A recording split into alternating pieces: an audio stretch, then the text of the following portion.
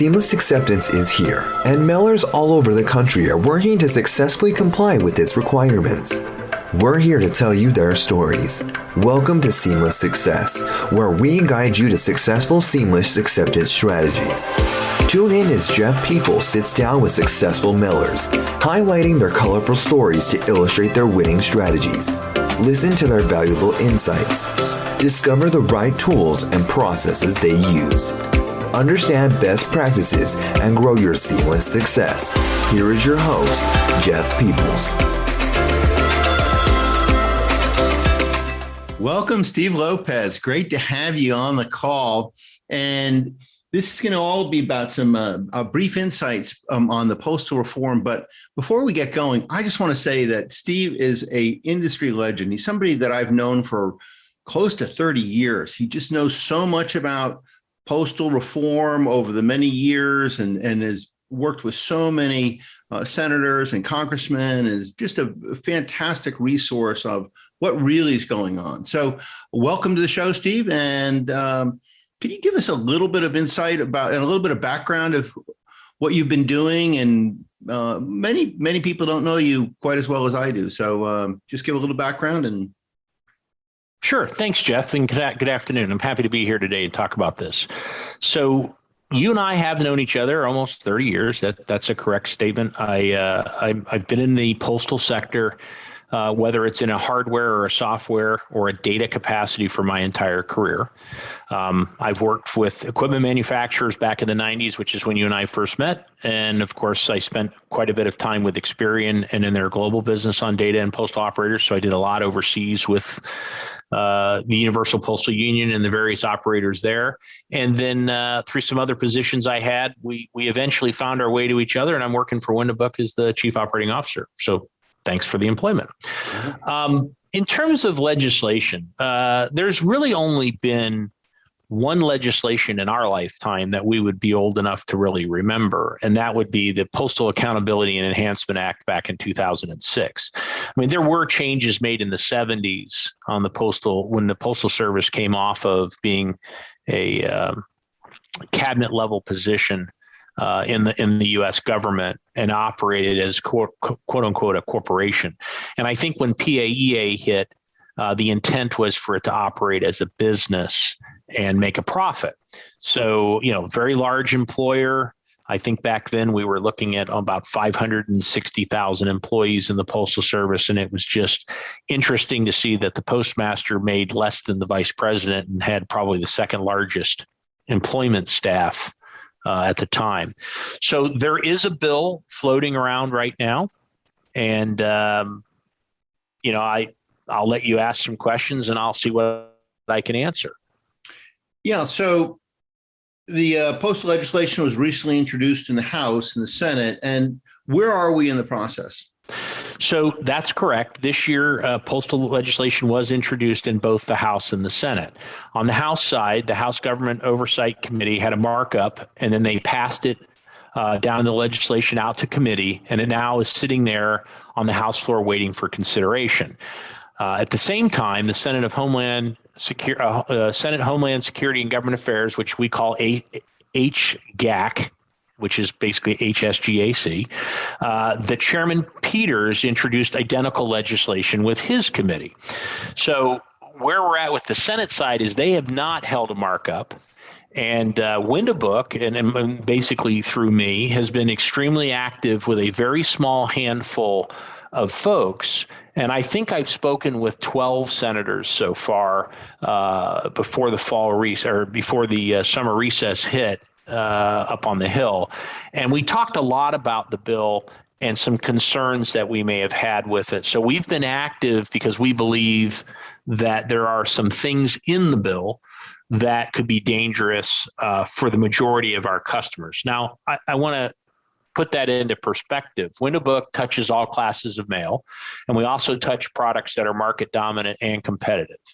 So I want to be clear that it's not all of our clients, but for our clients that mail letters and flats and that are mostly on the market dominant side, there's quite a bit of concern. And I think it's justifiable to have this concern because there are things in interpretation that can occur when a bill is written into law.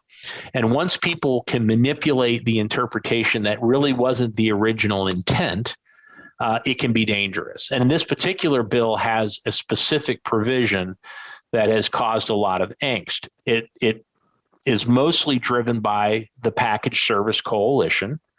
They are largely funded by Amazon, and they are the large pusher of that particular product. And, if you think about it, they would love to dump non-profitable parcels on the Postal Service to be delivered for the last mile because they have their own delivery network. But there's an obvious reason why they are getting rid of or shedding parcels to the Postal Service. It's because they're not profitable to be delivered. So they're behind some of this legislation. And we've been active in talking to Congress about our concerns of what potentially could occur. So what is contained in the legislation? Well, the bill has some changes that industry's been seeking, for quite a while. And it actually has a few new provisions that are written that could pose a long-term threat. A great example of something the industry has been after is reform on the retiree health care pre-funding benefits. So there is some language in there that for the money that the Treasury has not collected, that debt that would be forgiven and no longer be required to be pre-funded at 100%. To put that into perspective, that's why most people tell you the Postal Service, when they put it on television, is bleeding money every year. That's a $5, $6, $7 billion obligation on paper that causes them to lose money immediately.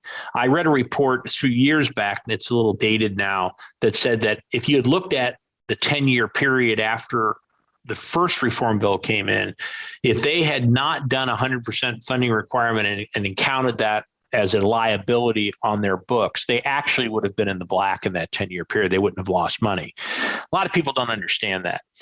So that's one thing that they're interested in. However, there's another big thing, and they've introduced the ability to have Medicare as a requirement for any employee that qualifies for Medicare, and it eliminates the Postal Service's carrying that as a healthcare cost. So when you look at the Medicare provision, this is something that I personally believe is going to be a problem between the two sides of our government to reconcile. You're going to have organizations out there like NARF, which handles the federal retirees. They're going to be looking at what happens when they go on to Medicare. Are their costs going to increase? I think in rural areas where there's limited access to providers and you're kind of captured, it can push a lot of liability back onto the government's books, and it can actually penalize retirees by having to pay more for services that they don't have to currently pay for in their current privately funded plan through the Postal Service. So I think that could be an area that senators argue on. There's a few other provisions in there that are kind of nice to have. They're trying to combine the Office of the Inspector General of the Postal Service with PRC, along with the Office of Inspector General of the USPS. So that's to get some synergies and to reduce some costs and have some departments work together. Now that's kind of key, because many times the Inspector General, we had Dave Williams that was really good at this for a while. Now Tammy Whitcomb's in the role. They do a lot of audit reports and look at decisions that have been made by the PRC, and they come back and say, hey, in hindsight, now that we're looking at this, and by the way, the GAO also does this for Congress, they're quite critical at times of changes that the PRC made that may or may not have had the intended impact on the business. So that would be an interesting combination of the two. They're also looking at trying to provide a transportation provision that will allow the USPS to choose the most efficient mode of transportation for every class of mail. That's interesting, because that basically means that according to the 10-year plan, everything will be surface. A lot of the networks, a lot of the systems, you think of our software that interfaces with dismiss systems, things like that were originally based on airline codes and other things of moving mail around or drop ship and moving, FedEx contracts that started moving mail from west to east. If all of that goes to over the road, I'm really concerned about the slowdown in service and how that could impact our clients. And does it artificially create no distinguishable difference between standard marketing mail and first class mail?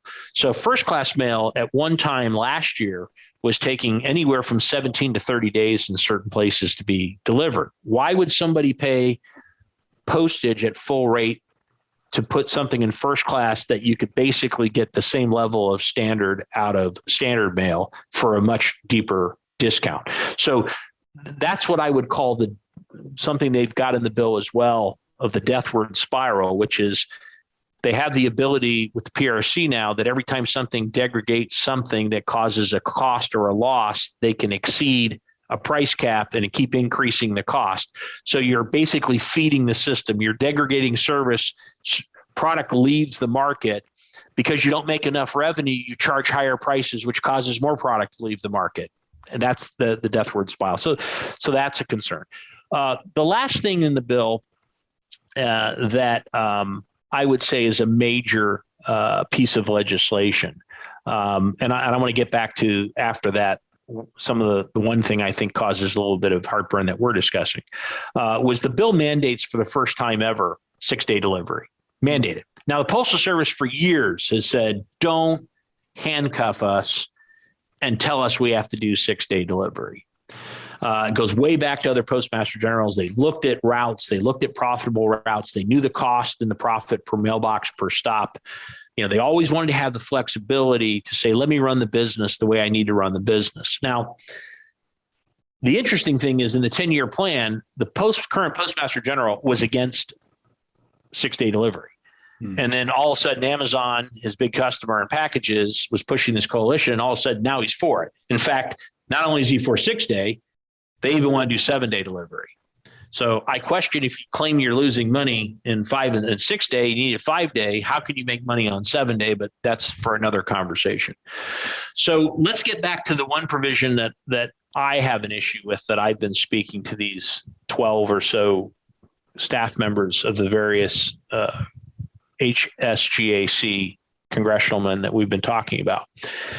My concern is that there's a provision in there that says integrated network of delivery services. The word integrated network has never, and I'm going to repeat myself for people who are putting false things in the media, has never been introduced as a term in postal history. Now, the Postal Service already acts like an integrated network. So I'm sure you would agree with me. You don't see a truck going down the street with letters and flats followed by a truck right behind it that has parcels. They've always been integrated. But what concerns me is in the PMG's 10-year plan, where he talks almost exclusively about parcels. I think the word mail is only referenced in, I won't say a derogatory term, but not necessarily in a growth term in the plan. He wants to spend $40 billion for parcel delivery, and he's estimated that it's only going to generate $24 billion of revenue. So I mentioned earlier, 3 decades in the business. I've already seen, and we're seeing it right now, effective on August 29th, 3 days ago, where we have a regulator that is putting their own interpretation into what's actually written into the law. So PAEA specifically stated AN as in singular, as in one, annual price increase for CPI. That could occur based on when they applied for it, based on a formula, based on CPI only. That's written into the law. And also written into that law that a lot of people don't know is Section 3633 of Title 39, which talks about all products, whether they're market dominant or competitive, you cannot cross-subsidize market dominant and competitive, I should say. So what concerns me is you already have now a plan that wasn't really shared with our part of the industry. It came out. We really didn't have a chance to make a say in it. This is what he said he wants to do. He was against 6-day. Now he's for 6-day. He says he's going to lose $16 billion in essence. Who do you think is going to pick up that $16 billion loss? It's going to be our clients. And the reason why it's going to be is exactly the example I just gave. So the PRC says, well, I think we can do cost plus 2% because there are 17 provisions they need to follow under PAEA, and one of them talks about profitability in the Postal Service and keeping it viable.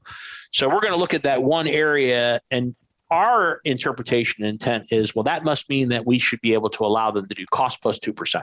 Nowhere in the bill does it ever say you can add extra on a CPI. So Congress didn't intend for that to happen, but that's exactly what came out of it. Now we'll talk about integrated network. The word integrated means combined or mixture of things. So now you got a PMG who says, hey, I want to open up 46 new facilities. I'm going to make them all for parcels. Let's just play out a quick scenario here. I am the APWU and I want jobs, which is exactly what they want. I don't blame them for that. And they say, hey, how come there's these 46 buildings over there, but I only have very few of my employees in it because of parcels? It's an integrated network. Why isn't there a letter sorting machine over there? Why isn't there a flat sorting machine over there? Why isn't there an 030 manual sort operation going on in that building? Well, guess what happens when you put multiple operations under one roof? 90% of the attributable costs that are considered attributable from the Postal Service from spreading them across, it's about a $30 billion bucket today. 90% of those costs are paid for by the market dominant ratepayers. So in essence, if someone raised a grievance and I'm the Postal Service, and let's just play the scenario out. Somebody put a grievance, let's say in, Anchorage, Alaska. And we've got an RDC facility across the street from a PNDC. It's doing parcels. I think we should have the ability to move one of those letter sorters that isn't being run over into that building because it's supposed to be integrated. And they want to negotiate with the union because let's say the contract's up. And they say, well, that's only 45 facilities. So why would they fight them over it? They probably move it over. That means 90% of the cost that goes to attributable costs from that facility will automatically get passed over to letter mailers. Now, I'm not saying that this is going to happen. I'm saying that based on intent of the law and based on what they're doing, it could happen. Now, we'll go back to Section 3633 that prohibits cross-subsidization from market dominant to competitive and from class. And now that they're doing shape-based and they're going to surface network and you're trying to tear things apart, it's even harder to figure out if you start commingling all of this together, who's really going to be paying most of the cost. And you add that on top of the fact that the OMPMG's plan says I'm going to lose $16 billion. That keeps me awake at night as unintended consequences in a bill. So I think there's ways around it. Personally, I've told all of them that it already operates as an integrated network. I think it should be struck. On 6 day, it's not my decision to tell the Postal Service whether they should operate 4, 5, 6, 7 days, 2 days, whatever. I've never argued over what days of the week they are, but I also don't think that a universal service obligation should be defined by a package coalition that's a competitor of the Postal Service that dumps product on with no conversation whatsoever. And by the way, one thing I want to add, I have been in many calls and there have been a variety of stakeholders, including some of the Postal Service's competition that has been aligned with some concerns in some of the language. And I'm going to mention one because I can. On at least one occasion, and we'll put it that way, I won't get into how many that I was on a call, and it was United Parcel Service or UPS. And I can tell you that I've never once heard them say they want the postal, that they're against the Postal Service being open 6 days. In fact, they go out of their way to say it's not their business to talk about how many days the Postal Service should deliver mail because they're not only a partner of the Postal Service for certain products, but they're also a competitor. They don't feel they should say anything. I've read numerous things that's come out of the Package Service Coalition in the press that's blaming UPS, saying the reason why they're against Section 202 is they don't want 6 day delivery because they think it's going to harm UPS. That is a 100% false statement. They go out of their way to say that that's not their concern. They're concerned about the definition of integrated as well, because we don't want cross-pollination or cross-subsidization of products. Now, I'm sorry, that's a very long answer of what's contained in the legislation, but that's really the nuts and bolts of what's going on. So does it really help the Postal Service's financial? And if so, will they finally make money? Wow, that's a great question, Jeff. So making money and being efficient, especially in certain businesses in this country, sometimes you could say that can be a competing or an oxymoron or whatever you want to say. It could be, the scales of balance can get out of whack. The Medicare integration will save the USPS about $1 billion over the 10-year period. And that's what the CBO, the Congressional Budget Office, says. The elimination of the pre-funding of the future retiree health benefits, that is actually going to clean up the USPS's balance sheet by about $33 billion. And that's your unpaid annual expenses. And it eliminates about $1 billion of amortization payments. Now, let me touch on that for a moment. One thing that our customers don't understand, that's our clients' money. So everything that's been paid in there, they paid it. They're the ratepayers. So it's interesting that they want to keep that money that was overpaid that we paid as an industry because it's our money. But okay, we'll go with, okay, that's something for the mailers, for the Postal Service to get a benefit. So when you look at it and you add it all up, it's about a $50 billion in relief package. But, the Postal Service could still suffer some operational losses. And, and the PRC has given them some additional pricing authority that went into effect, this week. So we have to see how, industry responds and how much new revenue is generated from the USPS. I mean, we can start getting philosophical for a moment and looking at cost models and is pricing correct? And, are some of their models on elasticity antiquated and, they go from top down? Should they really be going pricing from what does it cost me to actually stick it in the mailbox and work yourself back up so you could then price products correctly? So, from our customers' perspective, the further they get into the network and deliver the product, the lower the cost should be. And it should be based on what the actual cost is to get it into the box, not an arbitrary number at the top that then says, well, here's what cost avoidance is, and it works backwards down into some fictitious number. Are there many or any provisions in the bill that the industry finds troubling? And if so, which ones? Well, as I said earlier, the most of these provisions have been discussed by the industry over the last 10 years. And I would say that I went through pretty extensively that depending on where you are from an industry perspective, some people are against mandating the 6-day delivery, and some people are really concerned about the integrated network language. Let's talk about 6-day delivery for a moment. And one of the stakeholders in this small group that has participated with me on some of these calls brought up a very interesting thing, and they happen to be a very longstanding client of ours as well.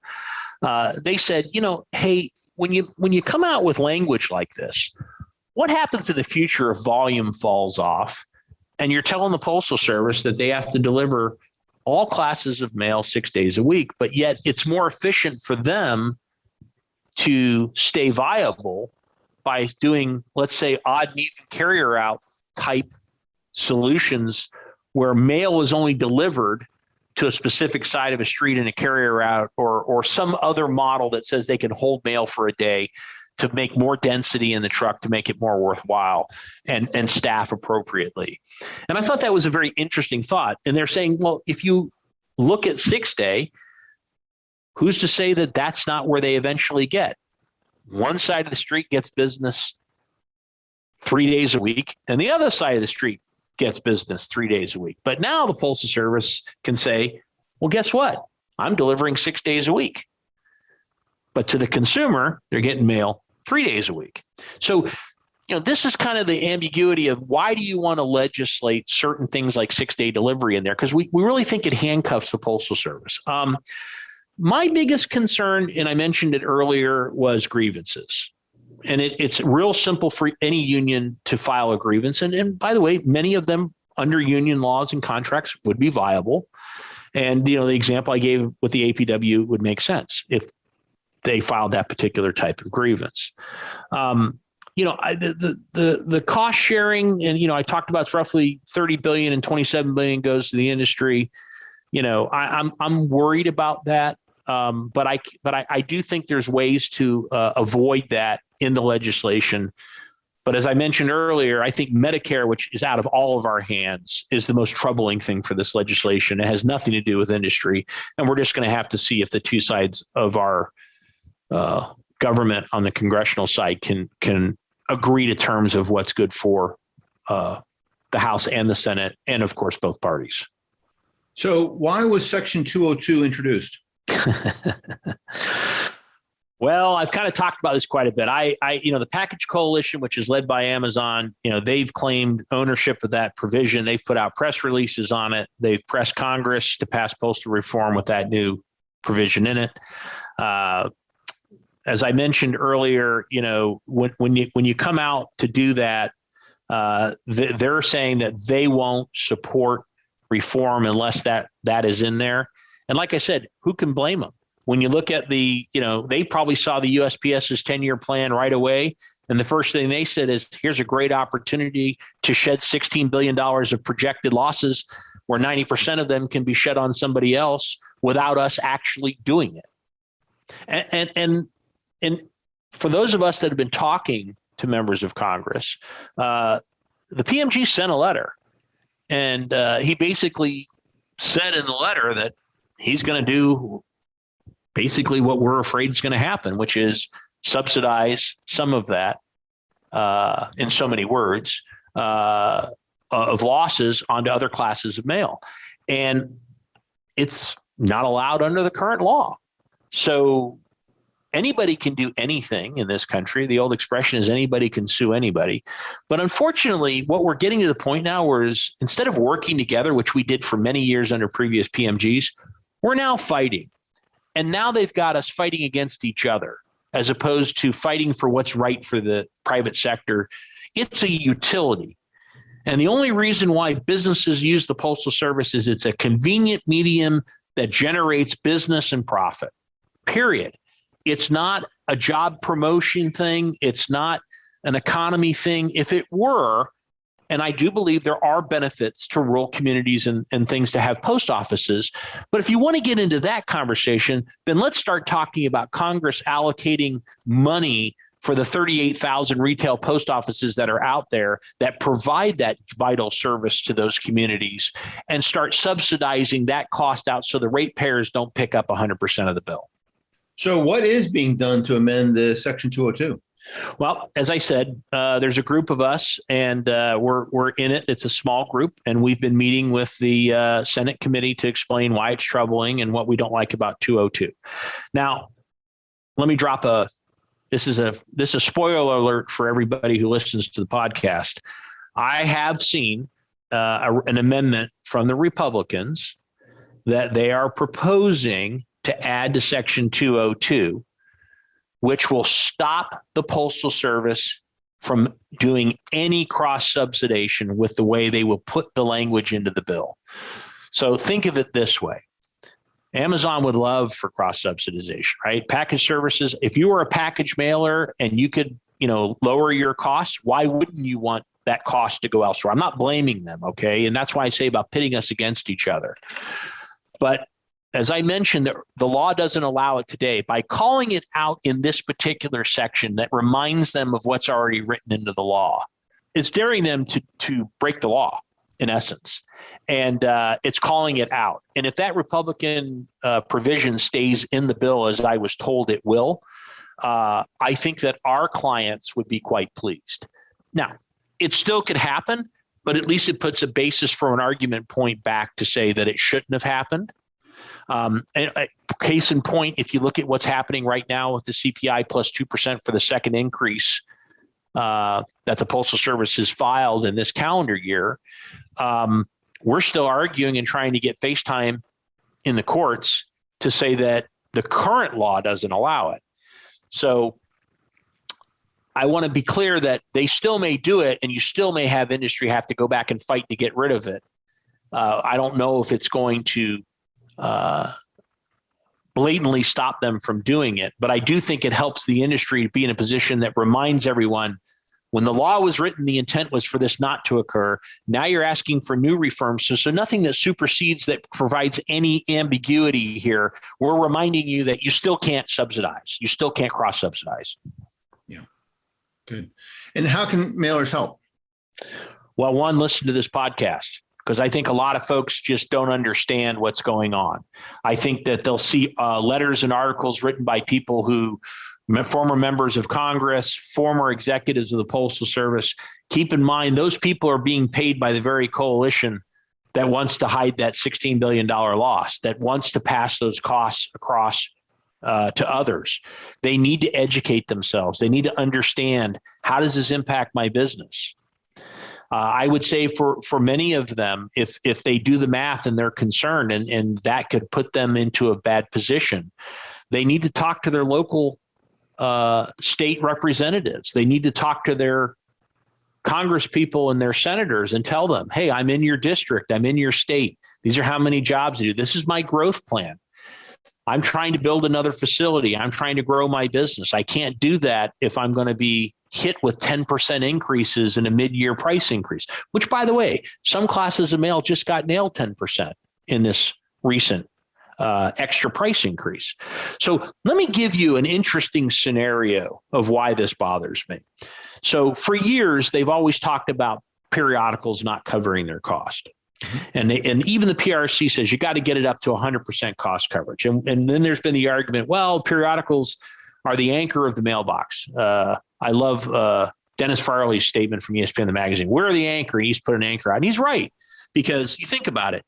You send out a postcard for a renewal. You send a bill in first class for mail. You send out a periodical. And oh, by the way, they used to send promotional items out to people and package it. So they generated a lot of classes of mail out of that periodical. So one of the things that I've reminded folks is that, let's say you just got hit with 10% to get back up to 100%. So boom, you're now at 100% cost coverage. And next year, someone files a grievance. They pass off part of this loss, which could be significant. They say, guess what? There is a 17% difference, or a 12% difference, or an 8% difference, because we've artificially said your product is no longer at 100% because you're picking up the cost coverage of that 90% loss for that facility that got shoved into the institutional cost bucket. So on paper, we've just now taken a product that really hasn't done anything but covered its cost, and we've artificially stuffed it back down below 100%. So we said, okay, you got CPI in January, then you got hit with 10% in August. Let's say next January rolls around, or next August even, you hit them for another 8, 10, 12, 17% plus 2%. How long are these periodicals going to be in the mail? So one of the interesting conversations when I went through that with one of the staffers that has been in this postal side since PAEA, they said, hey, Steve, that's a good point. How come I'm not hearing from periodicals? And my answer was, well, think about it. Jim O'Brien, Time Inc. Dennis Farley, ESPN, the magazine. Howard Schwartz, Condé Nast. Newsweek. I could go through all of People magazine. Mike Wynn used to talk about People's magazine all the time and supporting them from an R. O'Donnell perspective and being their advocate. These were all, when you and I 20 years ago were in our younger days, these were all periodical and magazines that you saw in any doctor's office, on any airplane, mailed in every mailbox. The reason why you're not hearing from periodicals is none of those people are in the mail anymore. And all those people I mentioned are either retired or out of the business. So that's why you're not hearing from them. And that's what you could do in the deathward spiral. You just keep pushing people out. You keep pushing things out. It's scary if you push periodicals out, because as I mentioned, they could mail in 4 different categories or classes of mail. You're pushing more volume out than just a periodical. And do you think postal reform will pass? Well, we need to continue to follow it when a book will. I'm going to hold my judgment on that. I need to have a little bit more conversation. I think that given the fact that no markups occurred in certain areas, given the fact that I've seen some potential language, if it makes it into that bill when it does go to markup, like I've been told, given the things I've heard about the Medicare provision, if I were to take a Kreskin, hold the envelope up to my forehead and give you an answer, I would say that it has a lot of hurdles to pass where it is today. But it wouldn't put it past me if they resolve some of these things. And as I mentioned, there's some language to do it. So I don't want to say no, but I think that these are rather large hurdles, and you're going to have some very philosophical differences amongst parties and amongst houses in Congress that I just find it's an uphill battle at this point to get past. Well, Steve, fantastic insights. Your experience and your connections and your conversations all over the industry make it so that I feel confident that I learned a lot, and I'm confident that many, many, many listeners are going to learn a lot, and hopefully they can get involved. And, we all work together and we can have success together. And that's the key. And that's one of the things I've always loved about the mailing industry is that people have worked together, and we don't want to pit people against each other, because we all win when we have a fantastic platform that the Postal Service can provide. So really appreciate all the work that you've been doing on this and your insights. Well, thank you, Jeff. And I think it's important for me to share when I'm talking to members of Congress, I'm not out there as the chairman of this association or the past chairman of that association, or even the chief operating officer of WindowBook. I don't even mention, I say that I work for a software company, but I do remind them that, our customers process, $1 billion payments a month through our software, and that the number of records that go through, or mail pieces that go through, we touch about 40 to 50% of all mail that goes through the Postal Service. So we see how important this is, and we do it in all classes of mail. So if we're not going to advocate on behalf of our clients because we understand the potential, then we're doomed, because I don't expect our clients who are busy trying to grow their businesses and get things done on a daily basis to have the exposure and the number of years of avocation and the association backgrounds. That's why they do business with us. We are here to protect them. So if they want to do something, they can reach out to us if they're concerned. If they have a specific grievance they want, I have no problem saying, hey, I had a customer come to me and this is a concern and we want to discuss it. I welcome them to send me an email. That's slopez@windowbook.com. But more importantly, I want them to be, after the end of this podcast, to know that we are active, even though you don't see it publicly. You haven't seen us out in press releases. We're not out touting ourselves, getting Washington Examiner and Washington Post articles and putting our names behind it. We're doing the yeoman's work just to make sure that there's no unintended consequence that comes out of this bill. We're not for it. We're not against it. We're just making sure that whatever gets passed, whatever the intent has been, stays the intent of the bill. Excellent. Excellent. Well, thanks for joining us. And I'm sure many listeners are going to have some great insights and learning from this. Thank you for listening to today's episode of Seamless Success. Start elevating your strategies as a mailer and make a big impact on this continuously evolving industry. Like what you just heard? Want to get more of it? Don't forget to subscribe to the show and leave a rating at podcast.windowbook.com. See you on the next episode.